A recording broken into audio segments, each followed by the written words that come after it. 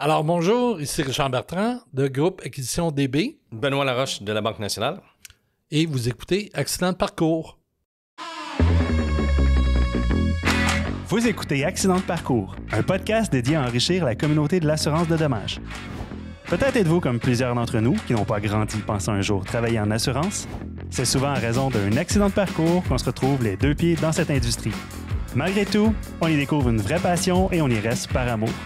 Mon nom est Alexandre Guilbert et en compagnie de mon partenaire de micro Mathieu Brunet, on connecte avec les intervenants du milieu et on vous partage leurs connaissances et leur apprentissage. Grâce à nos partenaires Banque nationale et Primaco, on fait le survol de l'actualité, des enjeux et de la réalité de l'industrie. N'oubliez surtout pas de vous abonner à l'une de nos plateformes de diffusion pour être informé de la venue de nos prochains épisodes. Bonne écoute! Bonjour et bienvenue à un deuxième épisode d'Accident de parcours. Mathieu, mes salutations. Salut. Écoute, on est encore là aujourd'hui. C'est super le fun. On a deux invités super intéressants. Oui, absolument.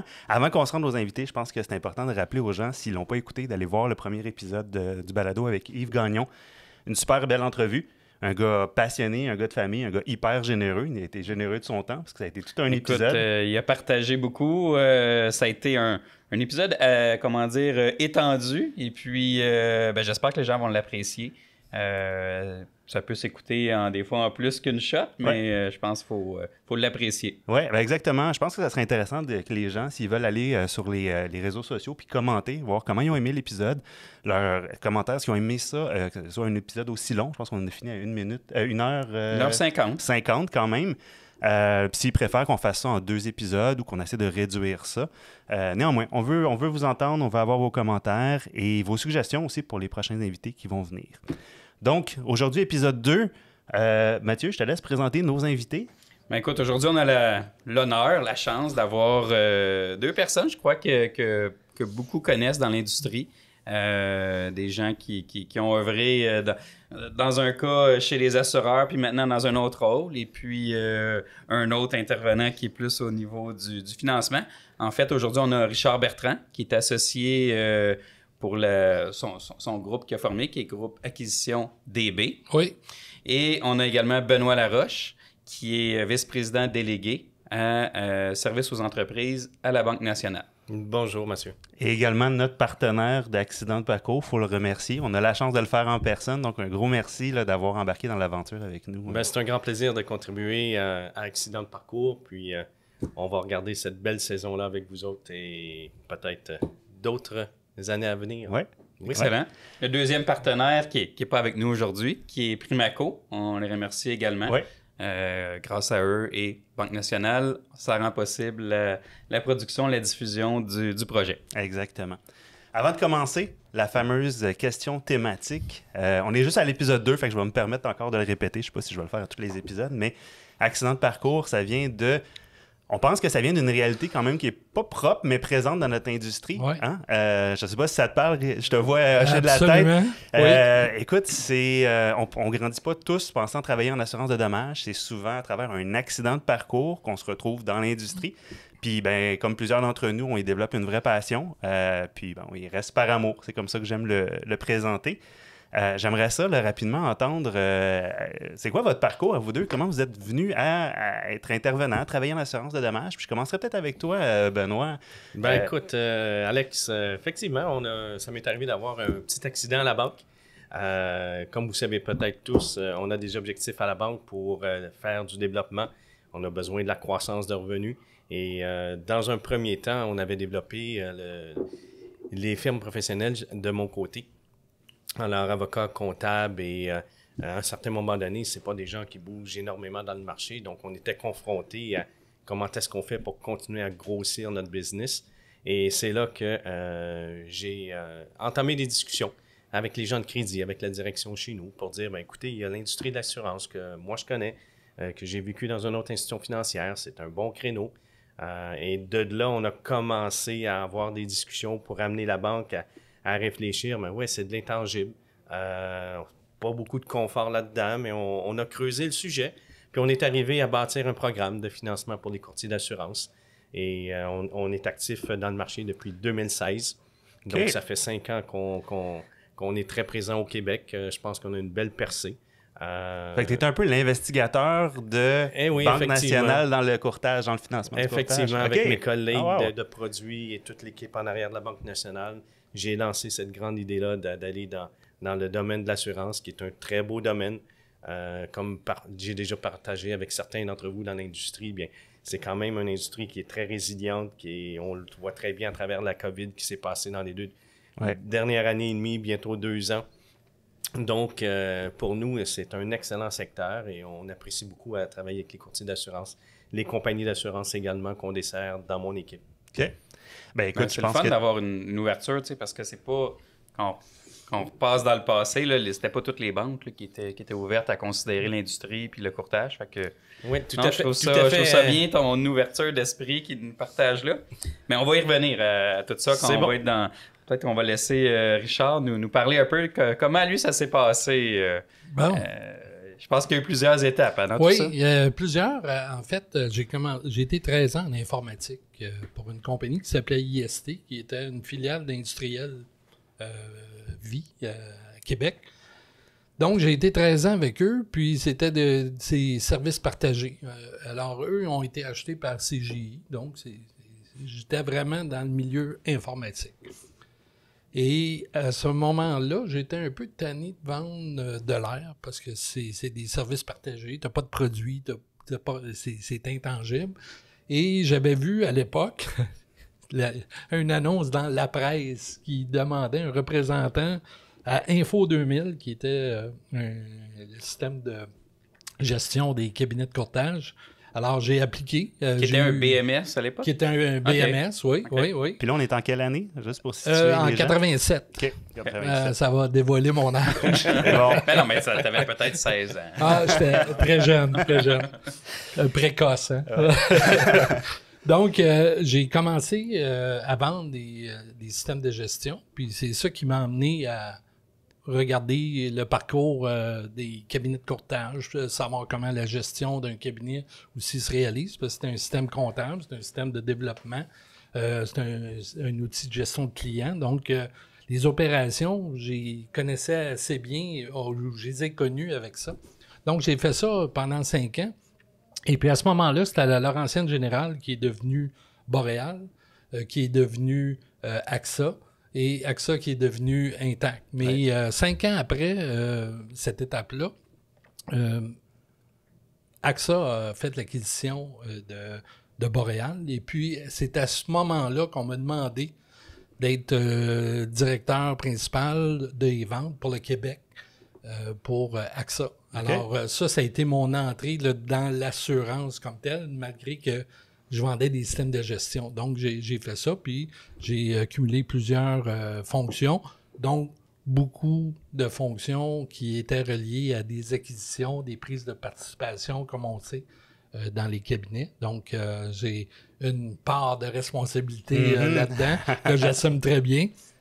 Ce qui fait que, là, 2 ans, j'ai pris ma retraite. Puis, après avoir gardé 6 mois à la maison de tourner un peu en rond, ben avec... Tu pouvais pas rester chez vous, là. Je pouvais pas tellement rester chez nous. Alors, avec Jean-François Durocher, qui est un ancien propriétaire de CIM, qui lui aussi avait pris une sabbatique, on a décidé de partir groupe acquisition DB. Puis, ça fait 1 an et demi là, qu'on est là-dessus. Okay. Ça va bien, on est content.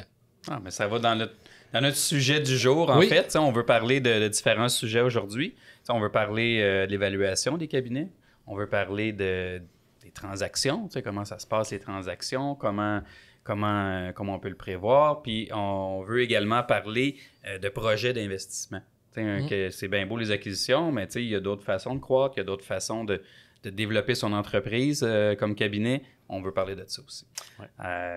Fait qu'écoute, on pourrait rentrer dans le premier sujet. Le premier bloc, exactement. Premier bloc. Tu l'as bien présenté.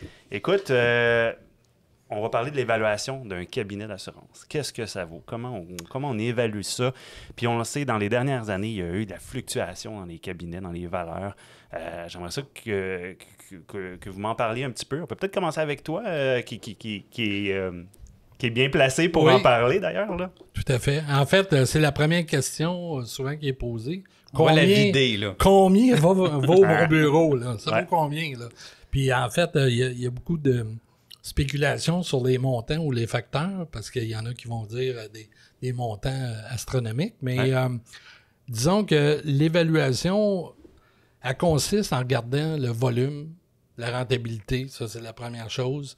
La valeur aussi va différer selon l'acheteur, parce que s'ils veulent développer un territoire plus qu'un autre, s'ils veulent développer un marché pour lequel le vendeur, lui, est dedans, puis il me dit, bon, ça va me permettre de croître vraiment dans un territoire donné. Ouais. Ça a plus de valeur que quelqu'un d'autre. À savoir aussi si il y a une rentabilité du cabinet comme tel, s'il y a peut-être des lacunes au niveau opérationnel aussi, OK. parce qu'il y a toute la synergie que tu vas retrouver à l'intérieur du cabinet que tu vas pouvoir avancer, évidemment, puis aller récupérer des dollars en bout de ligne. Fait que ça aussi, ça fait partie de l'évaluation, mais c'est beaucoup différent d'un à l'autre, mais bon an, mal an, le prix va pas mal tourner toujours autour du même facteur. OK. Quand on parle de facteurs, là, juste pour Oui. les gens qui nous écoutent et qui sont peut-être pas tout à fait à l'aise avec ça, fait qu'on regarde le volume, donc les primes Oui. d'assurance qui sont transigées Oui. par le cabinet d'assurance. De ça, on va aller voir les revenus, donc les commissions que le cabinet peut en sortir. Tout à fait. Puis on inclut la contingente. La contingente, on va le mettre à part, OK? Parce que dans un premier temps, on va regarder vraiment la base là, des revenus comme tels qui sont chiffrés par les primes d'assurance qui sont faites. Puis de ces revenus-là, ben, le facteur va être appliqué selon les modalités, selon ce qu'on est Le prêt à facteur payer. étant un fois, là, 3 fois, 4 fois, 5 fois.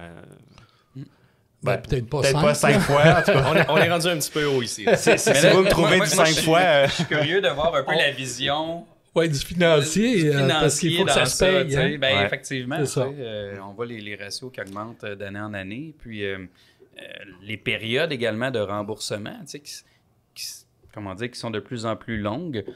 Ce que ça veut dire, c'est que la rentabilité est peut-être plus longue à atteindre.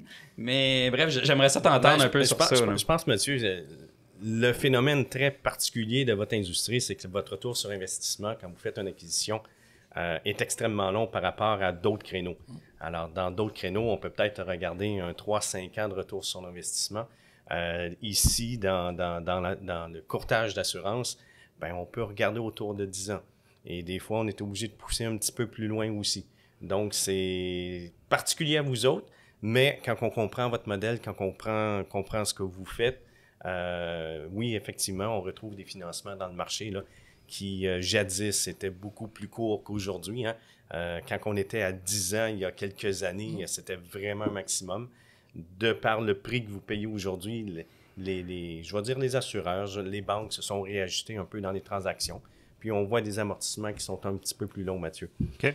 Quand on parle d'amortissement, ça, c'est du point de vue du financier. C'est-à-dire, on est prêt à prêter puis de prévoir un remboursement sur une plus longue période qu'avant. Oui, effectivement. OK.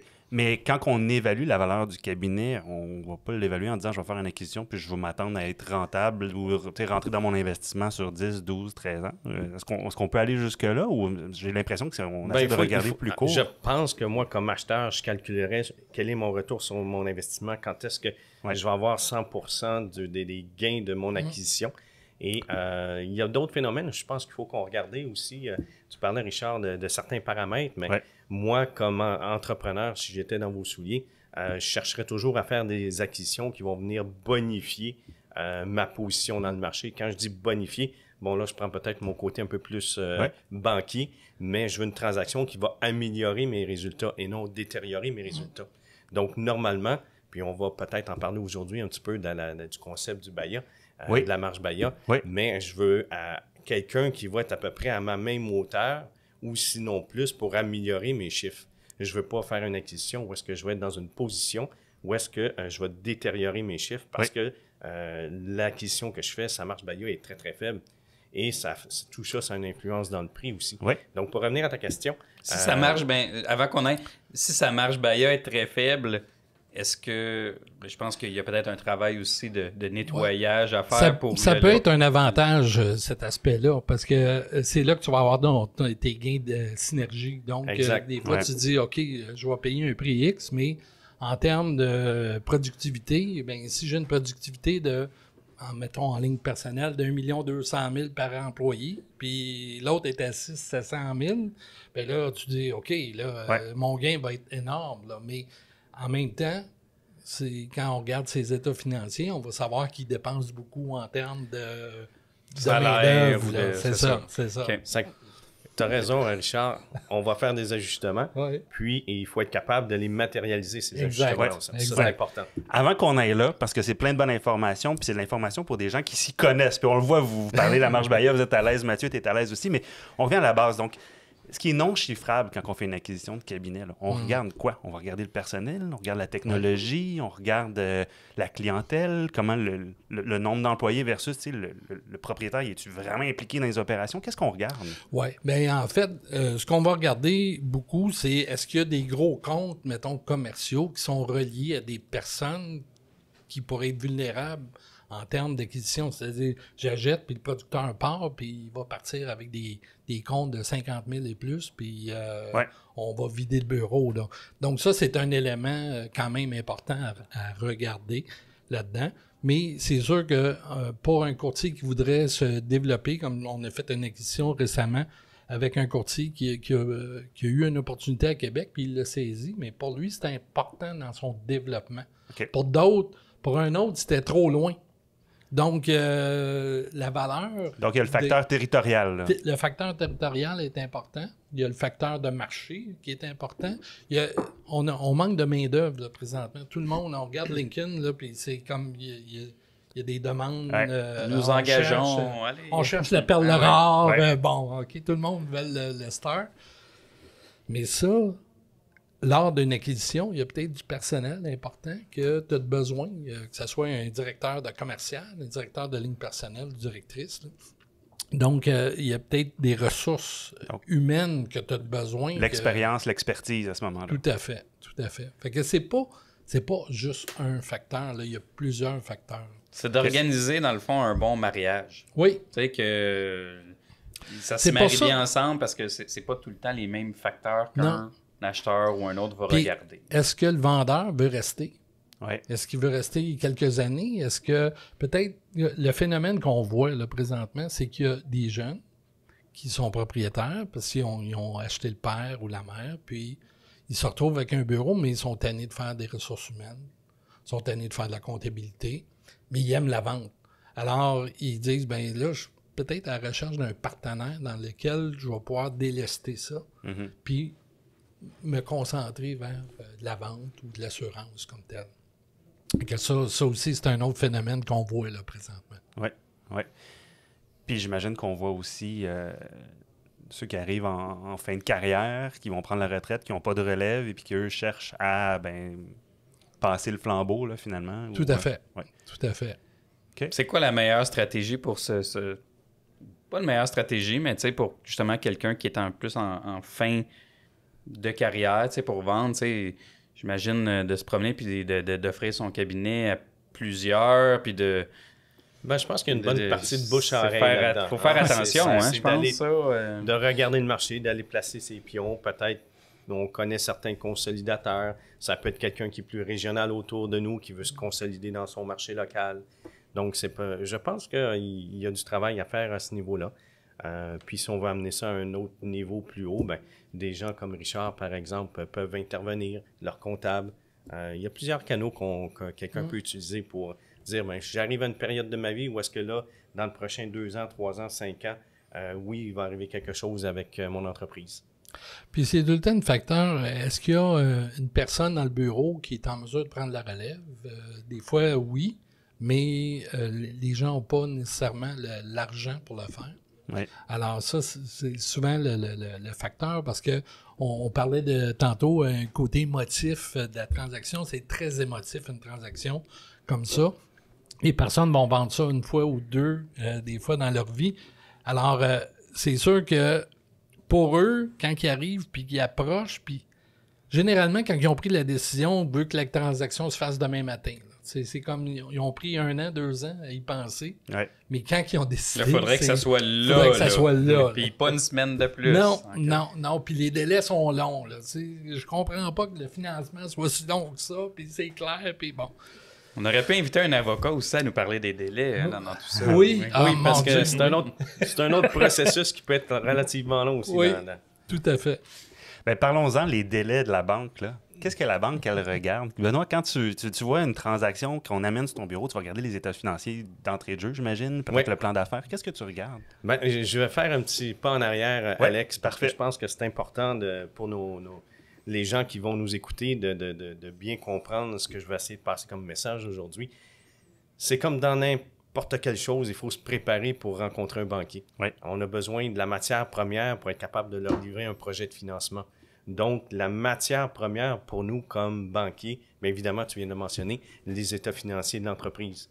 On veut avoir aussi des états financiers intérimaires, où est-ce qu'ils en sont rendus dans leur année. On veut voir des tendances. Également, je fais une acquisition. Ça va être quoi l'impact sur mes chiffres? Donc, j'ai besoin d'un modèle financier. Un modèle financier avec ce que j'ai prévu comme croissance cette année, mes dépenses, et mettre la photo de mon acquisition, qu'est-ce que ça va donner? Dans le temps. Non. Mais maintenant. Maintenant. Day OK. one, puis... Donc, qu'est-ce que ça donne sur ma structure de bilan? Qu'est-ce que ça va améliorer sur mes résultats en termes de vente additionnelle? Ouais. Peut-être pas oublier qu'on a souvent la première année des coûts non récurrents qui peuvent être parfois importants. Comme- On parlait des avocats. Hein? Oui. Puis je pense Fiscaliste. Fiscaliste, tout à fait, Richard. Les comptables. Donc, écoutez, je peux vous dire par expérience que j'ai vu des frais reliés à une transaction qui peuvent être dans les quelques milliers de dollars, aller jusqu'à des 7 chiffres. Donc, ça peut être relativement extrêmement important par la complexité de votre transaction Oui. et la nature de la transaction. Puis ça, je te dirais, Benoît, il faut pas minimiser ça. Souvent, les jeunes disent « Ah ouais, un fiscaliste, je vais regarder ça, mon comptable va me conseiller », mais ça prend des gens qui sont vraiment... Il faut analyser les transactions, Richard. Ah. Tu as tout à fait raison. c'est- Parce qu'il y a des impacts fiscaux Oui. à tenir compte. Il y a toujours l'enjeu du côté vendeur, côté acheteur. Oui. Et ce sont ces spécialistes-là qui vont entourer vos collègues de l'industrie, qui vont dire devrait peut-être faire telle chose dans telle direction. Non, je pense qu'on devrait aller plutôt dans une autre direction. Donc, tu as tout à fait raison, Richard. Fait que c'est important de se donner le temps quand même, là, de pas être, tu sais, quand on embarque dans une transaction, de pas être pressé d'arriver au fil d'arrivée sans avoir fait toutes les étapes. Il y a une bonne expression, Mathieu, quand on va trop vite, on risque de culbuter dans le processus. Malheureusement, ça arrive, mais ça rallonge les délais, il faut reprendre les choses, ça a des coûts. Donc, oui. Ça peut ressembler à quoi un délai? Tu sais, moi, j'ai fait une transaction avec mon beau-père quand j'ai repris son portefeuille, son cabinet. Bon, c'était un délai, c'était pas rapide, mais je veux dire, j'ai de la misère à saisir. Là, 2 cabinets, 2 entités complètement différentes. Il y a la négociation, ça se fait-tu en mois, ça se fait-tu en année? Ben, en ce qui nous concerne, nous, généralement, à partir du moment qu'on a un mandat là, de trouver un acheteur pour notre vendeur, ça se fait assez vite de trouver l'acheteur. Ouais. Parce que ça, il y en a, tout le monde lève Ouais. la main qui veulent acheter des bureaux. Donc, ça, c'est pas un problème. Mais la transaction, habituellement, va se situer en 2 et 4 à 5 mois, dépendant de la... Puis des fois, il y en a qui... Tu sais, j'ai des transactions là, qui vont être applicables au 1er janvier de l'année prochaine. Ouais. Qui sont faites là. Ils sont bâclés, mais ils vont être en prise d'effet au En raison 1er de l'année janvier. fiscale. Puis, C'est ça. Souvent, c'est ça. Ils veulent tirer les contingentes de l'année. Ouais. Puis bon, il y a des facteurs comme ça. Puis on essaye justement de cheminer avec le courtier vendeur parce qu'on représente les deux. Même si j'ai des acheteurs, il faut que je fasse attention à mon vendeur parce qu'il ne faut pas le brûler, lui-là. Là. Ouais. Il fait sa transaction puis elle est importante aussi pour lui. Donc, on représente vraiment les deux parties là-dedans. Mais le délai peut être de 2 à 4-5 mois, là, Ouais. dépendant de la vitesse aussi des gens, parce que c'est tout le temps ça. À partir du moment qu'on dit « OK, go », on vend, mais là, on demande les états financiers, mais des Ils sont fois, pas prêts. ça prend du temps. Ouais. OK. Ou il faut qu'ils fassent un certain nettoyage des états financiers parce qu'on retrouve les cellulaires des enfants puis on retrouve un paquet de dépenses. OK. Là, je vois mieux là, la complexité de la chose. OK. Il y a du ménage, mais le ménage, normalement, ce que je comprends de Benoît, il devrait être fait avant de se lancer dans le... Idéalement.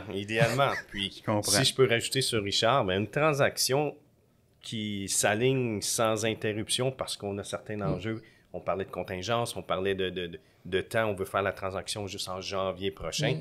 Mais une transaction qui s'aligne de bout en bout de façon continue, je pense que généralement, 4 à 6 semaines, Richard, tu pourras peut-être me corriger de ce que tu as vu de ton côté, mais c'est un bon délai moyen. OK. Ce qui est quand même pas si mal, dans un sens, 4 à 6.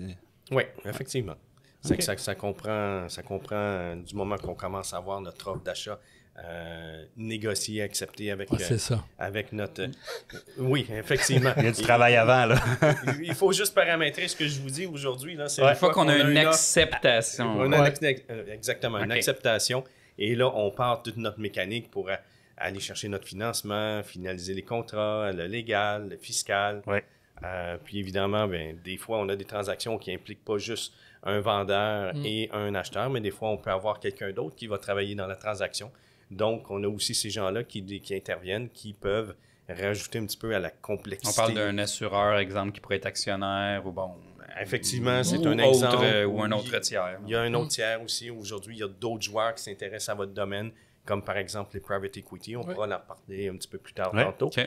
Mais quand on a un troisième joueur dans la transaction, c'est souvent un autre bureau d'avocat qui est présent. Donc là, ça ramène des discussions, des corrections.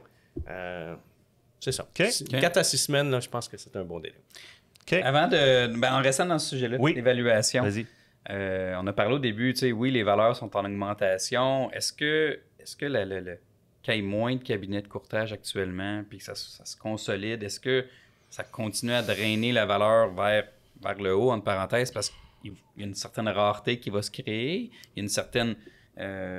également, là, les gens vont se spécialiser, développent des marchés cibles. Est-ce que ça va continuer à amener les valeurs du moins stables ou peut-être encore un peu plus hautes?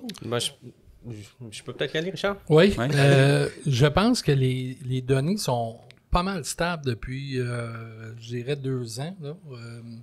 Il n'y a pas grand-chose qui se fait de plus parce que il y a une capacité à payer. Puis ça, Benoît, il est là. À un moment donné, tu regardes, puis on le disait, les transactions auparavant se faisaient, on voulait amortir sur 5 ans. Moi, je me souviens des premières transactions, c'était à 5 ans, puis on faisait notre business case avec ça, puis nos projections de croissance, puis on disait 5 ans, ça va être payé. Puis là, c'est un ratio de combien dans ce temps-là? Oh mon Dieu, on parlait de 2,25. Okay.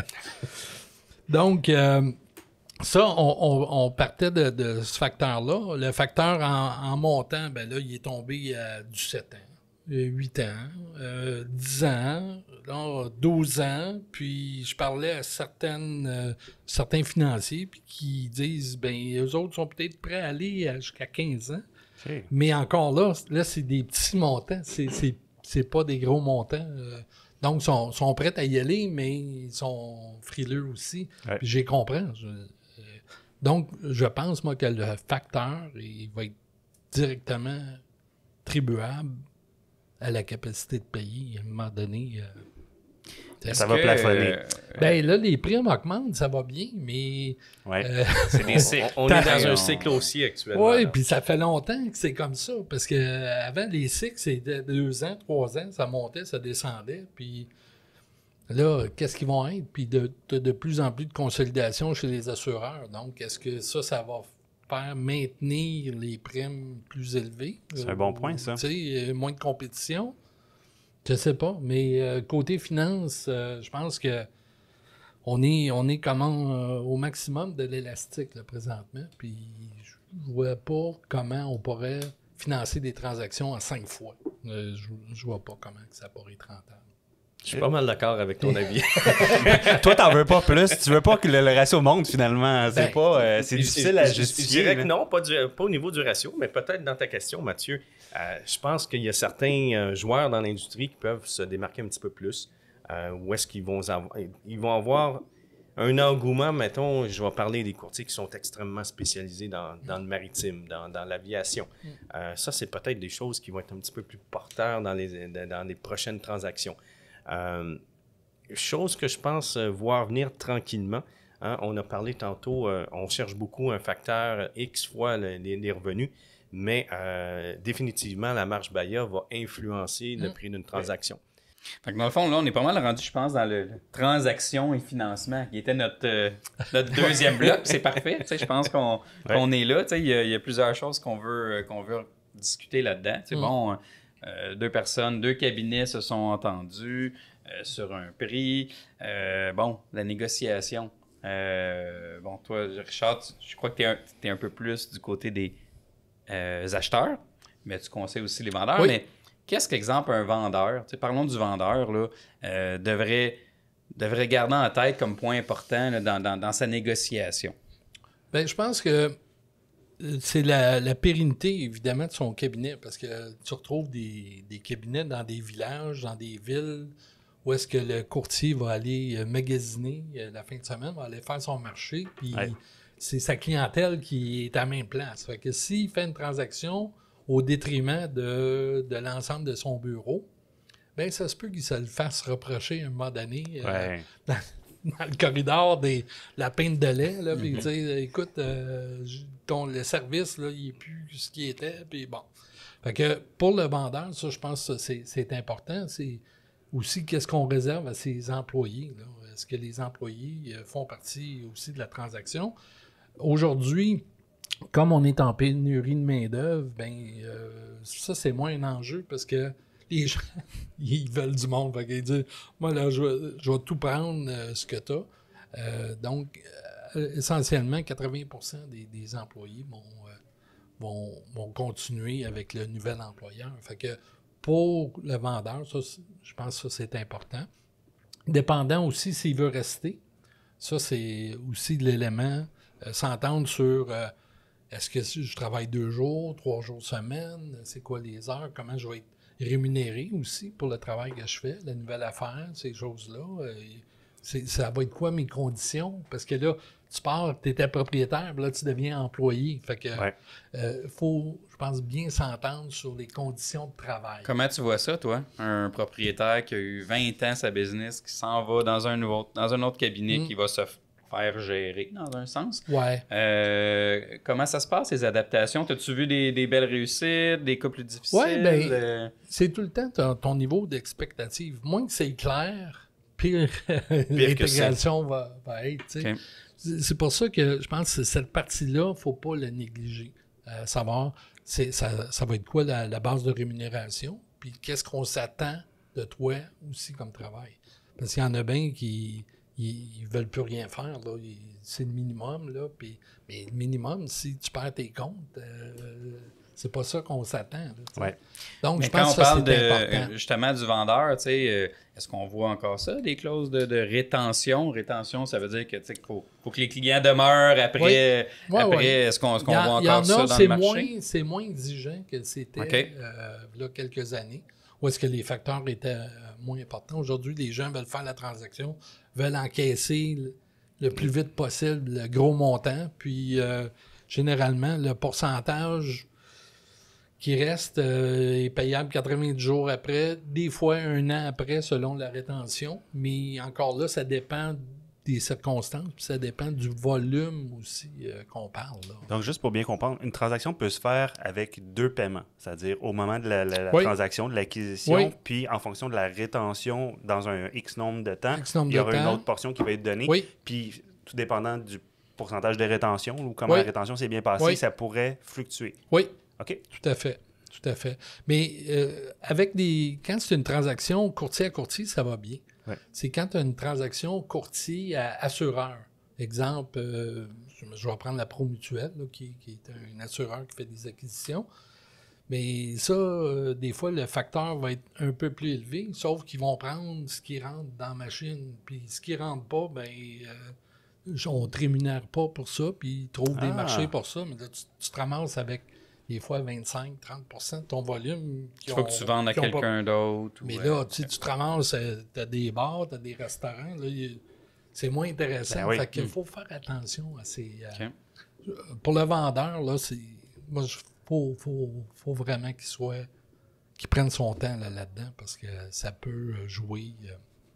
OK. J'ai une question pour Benoît, peut-être en 2 volets.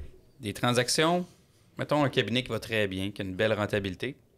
Transactions payées, on va dire payées cash, pas de financement. On en voit-tu? C'est une bonne idée? Ça arrive. 2, Ça arrive. une transaction versus acheter l'entreprise versus acheter seulement la liste de clients, là, comme on peut dire. Tu n'achètes pas l'entreprise. Ça, est-ce qu'on en voit également? Effectivement, tu as tout à fait raison, Mathieu. Dans ta première question, il y a actuellement, de par le phénomène de où est-ce que les courtiers sont plus rémunérés actuellement à cause de la hausse des primes, les contingences sont mieux. Il y a beaucoup de courtiers qui se retrouvent avec des très bonnes liquidités. Donc, ils vont peut-être se permettre de faire une petite acquisition complètement cash et ça va venir augmenter leur équité, ce qui est tout à fait parfait. Pour nous, comme rôle de banquier, cette équité-là vaut quelque chose un jour. S'ils ont des projets, on peut s'en servir et on peut le refinancer dans le temps. Okay. Ça, je pense que c'est une belle clé à avoir dans son entreprise. À ta deuxième question, effectivement, on voit des transactions où est-ce que c'est des achats ou des ventes partielles d'actifs qu'on va financer, ou ça va être carrément le bureau complet qu'on va financer. Et là-dedans, bien, Richard en fait sûrement, là, mais des fois, on va décider d'acheter les actions, des fois, on va juste décider d'acheter les actifs. Il y a des avantages sur les deux côtés. Encore une fois, on vous réfère à vos spécialistes, au légal. Fiscaliste. Parce que, tu sais, il y a le gain... le gain en capital, le CDC. Le gain en capital là, qui est très important. Fait que si tu vas à l'achalandage, oublie ça. Ça n'existe pas. Là. Donc, c'est un gros montant d'argent qui augmente à toutes les années. Là. Donc, ça fait partie des stratégies du vendeur là, qui doit être au courant puis faire valider. On revient encore à la planification d'avance. Il ne peut pas décider ça le jour le matin qui décide qu'il veut vendre. En tout cas, là, on ne rentrera pas dans les détails techniques, mais il y a un nombre de temps, d'années dans lequel son planning doit être fait. Moi, je pense qu'une bonne planification devrait être faite au moins 5 ans à l'avance là, pour dire, bon, ben OK, dans 5 ans, je veux vendre. Qu'est-ce que j'ai besoin de faire aujourd'hui pour réaliser la meilleure situation financière qui va me concerner? Parce qu'il y a les fiducies qui existent, il y a un tas de leverage financier qui existe, mais si tu prends ça à la dernière minute, on parlait de délai tantôt. Il y a des prescriptions de temps dans lesquelles on va faire des choses pour bénéficier d'exemption d'impôts. Oui. Donc, d'où l'idée de se prendre longtemps d'avance avec des spécialistes pour bien le planifier. Oui. Puis, malheureusement, il n'y a pas assez de planification comme ça qui se fait. Ça arrive souvent à la dernière minute, puis on est tanné parce que la situation, la COVID, gérer du monde à distance, ça complexifie les tâches que déjà, les tâches que le courtier, des fois, ça ne tente plus de faire. Mais là, il est encore plus les mains dedans parce que la situation fait que ben là, l'informatique rentre parce qu'il faut que mon monde soit connecté, puis mon BMS, ça ne le prend pas. Puis là, les enjeux, là, toutes les peut-être les pas de décision qu'on a faites dans le passé, là il t'arrive là, parce que tu as retardé de faire de la téléphonie IP, tu as retardé... T'as tes dossiers papier, tu as un vieux BMS. Là, tu te ramasses là. avec un tas de problèmes, puis ils sont envoyés. OK. Oui, écoute, j'aimerais ça faire un petit retour à l'épisode 1. Yvan nous parlait de... Yves, merci. Hey. Yves Gagnon. Il nous parlait de financement.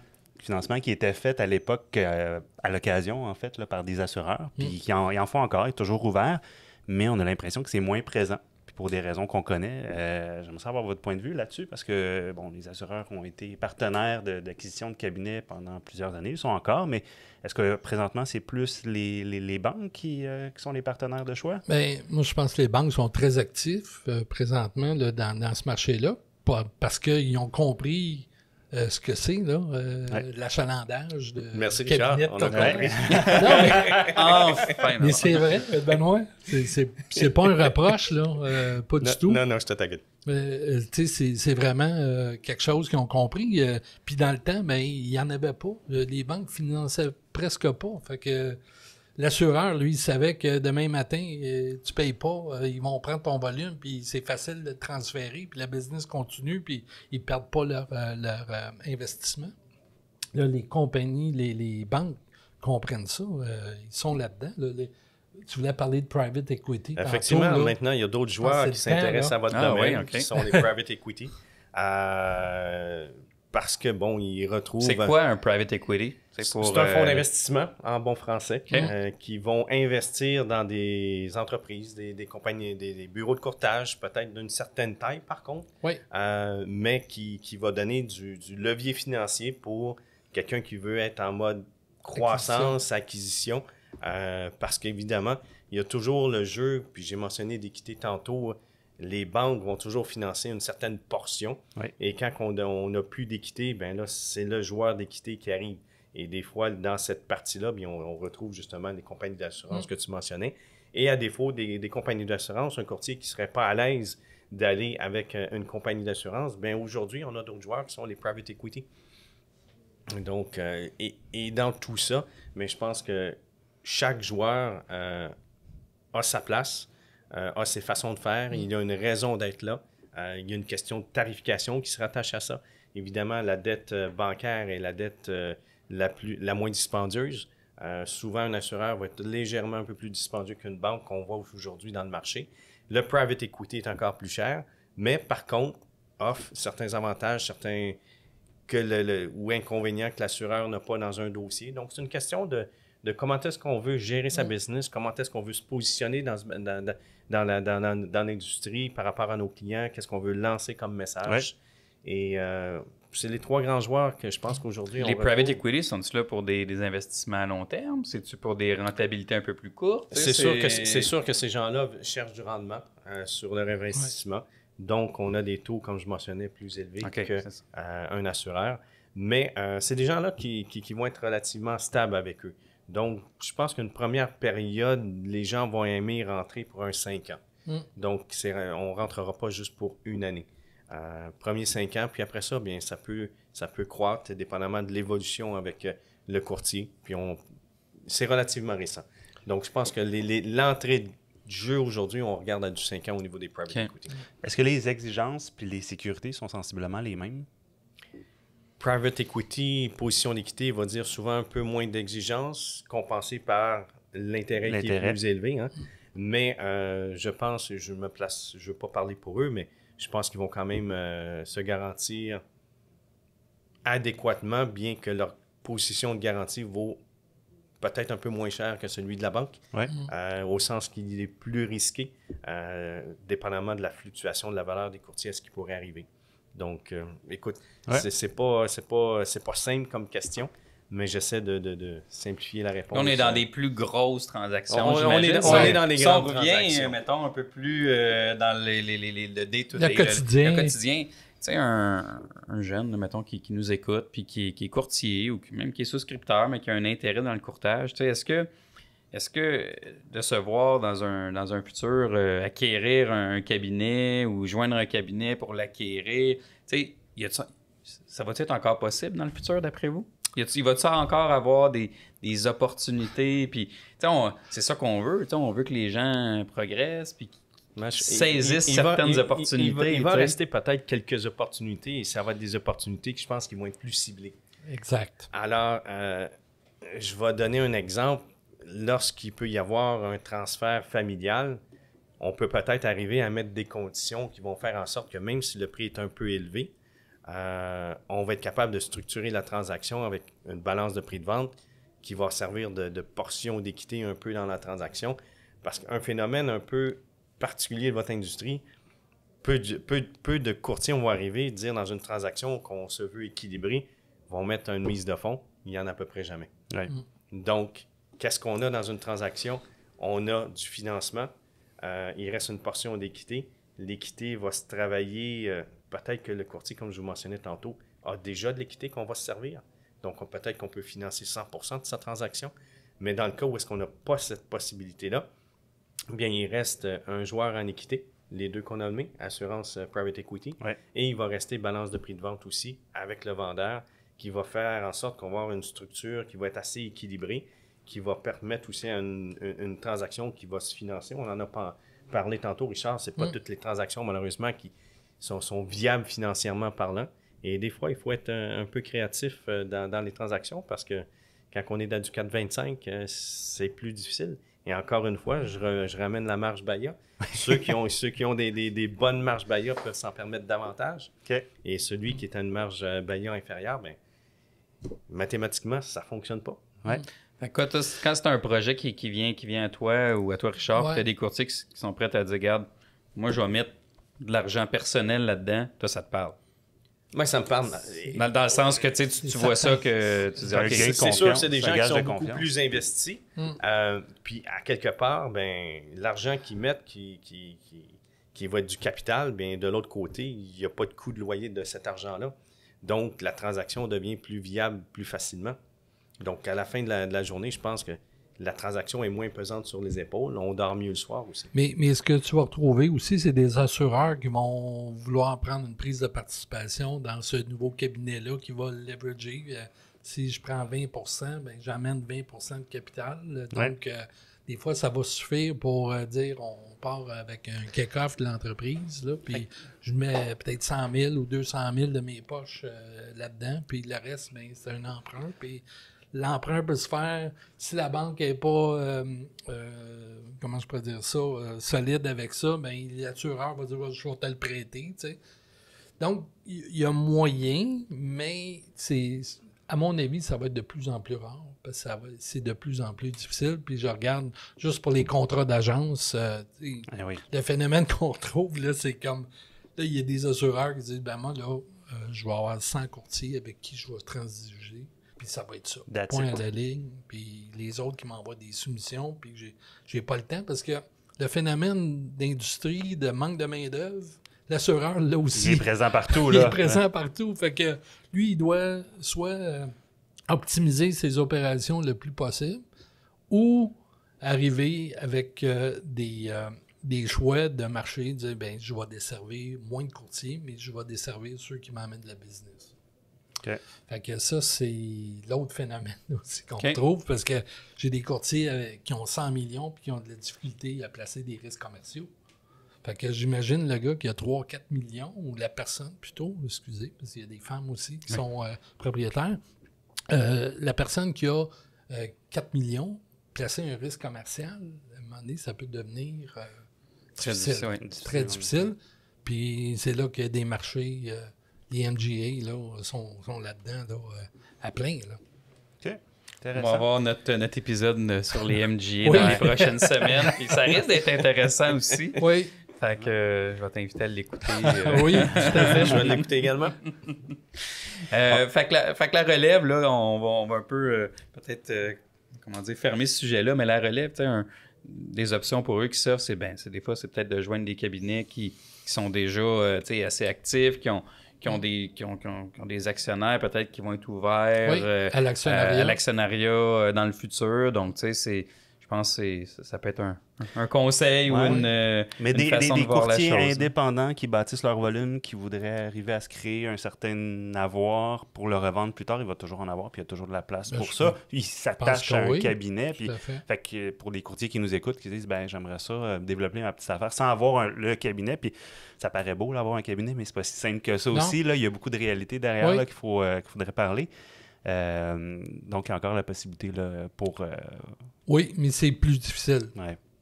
C'est juste ça. Puis dans la préparation aussi du cabinet, quand je dis 5 ans avant, mais le cabinet à l'intérieur devrait identifier ces personnes clés puis dire « Hey, ça vous tente-tu de participer? » Puis on pourrait peut-être bâtir une équité avec le temps, avec ces gens-là, en leur donnant la possibilité de prendre des actions dans la compagnie, puis croître au fur et à mesure selon le rendement. Puis il y a un paquet d'outils qui existent, mais encore une fois, ça se planifie. Pas 6 mois avant, non, c'est ça. Non.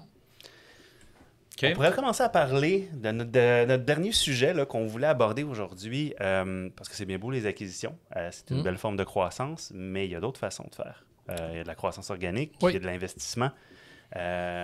J'aimerais ça peut-être, la banque, elle se place comment, là? Parce que, bon, vous êtes venu je ne dirais pas à bien comprendre, là, mais à bien saisir l'opportunité reliée à l'achalandage des cabinets.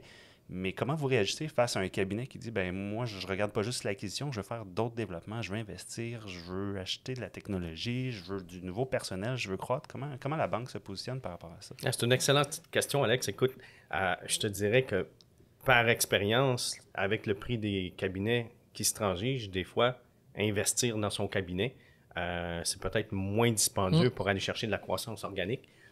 Ce qu'on a vu à la Banque nationale, c'est des courtiers qui nous ont approchés puis qui nous ont demandé est-ce que vous êtes capable de nous financer, par exemple, un projet de main-d'œuvre pour aller engager des gens, les former.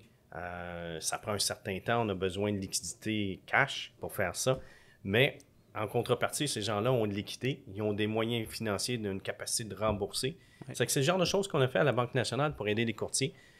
On l'a fait pour de la main-d'œuvre, comme je te mentionne. On l'a fait pour de la technologie. Hein. On a des gens qui veulent se bâtir des BMS, d'autres infrastructures, des plateformes web pour être capable de... On sait que la vente par Internet a un certain engouement. Ouais. Donc, il y a des courtiers qui veulent se positionner là-dedans. Tout est une question pour nous. Alors, à la base, je suis un banquier. Je suis prêt à vous passer de l'argent.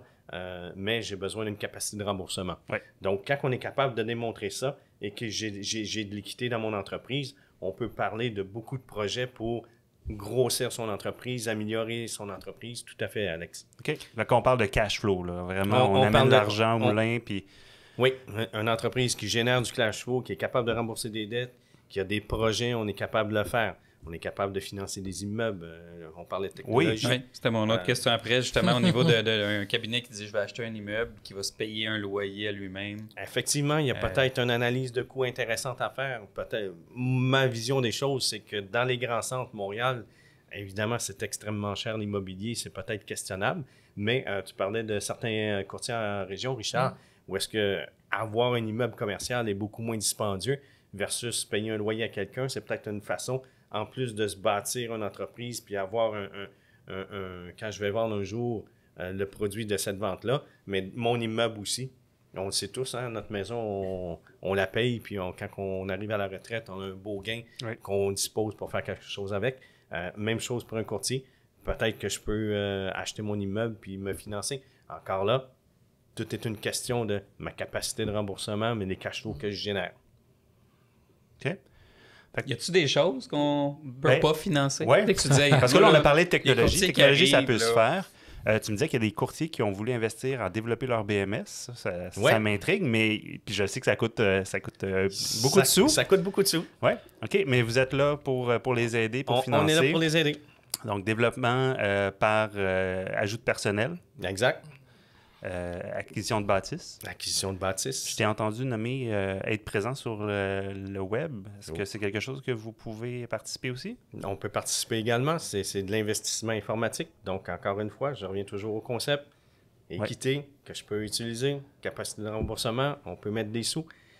Il faut comprendre qu'une banque, on regarde toujours l'historique sur lequel on prend nos décisions. Alors, quand on a de l'historique favorable, puis on retrouve les éléments qu'on recherche, on peut vous passer de l'argent. À l'inverse, Mathieu, à ta question, et c'est ce que j'ai vu avec certains courtiers où est-ce qu'ils nous ont approchés, qui sont plus dans un mode de démarrage, qui ont besoin de faire de l'achat de leads pour être capable d'aller faire du closing et des ventes. C'est plus une position d'investisseur de private equity. Moi, de mon côté, je suis un banquier. Je vais faire de la dette senior qu'on appelle dans notre jargon, mais de la dette bancaire, si on veut. Comme je n'ai pas de revenus en avant de moi certains, c'est très difficile pour moi d'aller financer ce petit volet-là de développement des courtiers pour faire de la croissance. Donc ça, c'est probablement un des segments où est-ce que j'ai malheureusement dû refuser à certaines personnes parce que c'est pas notre jeu, nous, de banquiers, d'aller financer cette portion-là de la business. Y a-t-il des choses que tu vois dans le futur que les courtiers devrait commencer à réfléchir, je parle Richard ou avec toi, tu sais, dans l'investissement, dans les projets pour créer de la valeur, pour préparer des transactions. Je pense que toute automatisation doit être poussée, du moins en ligne personnelle, là, puis dans le petit commercial. Je pense que ça, c'est un élément. S'il y a de l'investissement à faire, c'est là, pour être opérationnel le plus lean, le plus maigre possible là, dans nos opérations. Le web, niveau vente web, ça monte en flèche. Tout le monde s'en va là-dedans. Puis tout le monde est habitué à cette heure. Avec la pandémie, là, les gens ont acheté Amazon, là, les ventes ont fluctué. L'assurance, c'est pareil. Là. Puis c'est de plus en plus simple, là, l'assurance, au niveau auto et habitation, évidemment. Ouais. Commercial, c'est un autre jeu, mais je pense que tout développement dans l'automatisation des processus opérationnels est là. Va créer une valeur à terme. Oui, j'aimerais te poser une question, parce que là, tu as parlé d'être présent en ligne, de créer une notoriété, créer une expertise, puis ça peut être évalué, ça, lors d'une acquisition. Est-ce que ton acheteur pourrait dire, écoute, lui, il a une présence en ligne, il connaît son affaire, il reçoit beaucoup de leads, il connaît son SEO, son SEM, il sait ce qu'il fait. Ça peut être... ça pourrait être une valeur importante de vente. Okay? Dans un cas que quelqu'un voudrait acheter ce genre d'expertise-là, absolument. Mais il y en a très peu présentement. Là. On parle pour la prochaine génération. Peut-être un petit peu plus à court terme. Moi, je dirais que les gens devraient regarder à bien se positionner sur le web. Évidemment, on sait qu'on peut acheter de l'assurance sur le web, mais moi, je pense que la valeur ajoutée future des courtiers, c'est de dire, magasine sur mon web, voici ce que je peux t'offrir, mais quand tu vas m'appeler, voici ce que... Il faut absolument que le courtier soit capable d'avoir une valeur ajoutée. C'est plus faut pas penser à une guerre de prix, puis une guerre juste de web. Voici, moi, comment est-ce que je vais te conseiller. Puis je pense que celui qui va faire la meilleure analyse des besoins du client en termes d'évaluation de ses risques pour avoir une bonne couverture d'assurance, ça ne se trouve pas dans le web. Le web va donner une information générale, va donner une tarification générale. Ça va aller chercher la clientèle, puis c'est important de le faire. Mais après ça, il y a une deuxième étape qui est de dire, regardez, moi, je suis capable de vous accompagner de telle façon. Oui, et donner une belle expérience avec des outils numériques le plus possible, parce que les clients, c'est de plus en plus ça qu'ils recherchent. Hein? Donc, allez voir Benoît pour un investissement, puis se mettre à jour là-dessus, pourquoi pas? On va regarder le côté investissement, mais technologique, je vais leur laisser. OK. Oui, non, c'est ça, c'est ce que je voulais dire. Parfait. Avais-tu d'autres points qu'on aurait pu avoir oubliés? Ça a été vraiment intéressant comme discussion. À moins que Richard veuille nous partager ou des points additionnels, mais sinon, je pense qu'on a fait un beau... c'est un sujet qui est large. Hein? On aurait pu en parler pendant 3 heures là, sans problème. Mais je voudrais juste prendre 2 minutes pour vous féliciter pour votre initiative. Parce que je trouve ça fantastique. Ce genre de podcast-là, c'est jeune, c'est dynamique. J'espère que les gens vont écouter ça avec passion. Mais moi, je trouve que ça m'anime beaucoup. Là. Fait que félicitations à vous deux. Puis félicitations à la banque d'avoir embarqué là-dedans comme Primaco. C'est vraiment génial. Tu fais le remerciement aux commanditaires avant qu'on le fasse. C'est parfait. Ça me fait plaisir, Richard, de participer avec eux autres. Puis effectivement, je pense que vous véhiculez une belle information dans l'ensemble de votre industrie. Puis j'espère que ça va être écouté par nombre de personnes accidents de parcours. C'est extrêmement intéressant ce que vous faites. Bravo. Oui, on le souhaite. On invite les gens à aller s'abonner sur Spotify, sur YouTube, sur Apple Podcasts, sur Google Podcasts. On va essayer d'être le plus présent et d'aller commenter sur LinkedIn puis sur Facebook, lequel on va essayer d'interagir. Si on a des questions, on vous les passera. Puis on essaiera d'aider le mieux qu'on peut dans cette situation. Super. Merci beaucoup. Merci à vous. Merci, Benoît. Ça fait plaisir.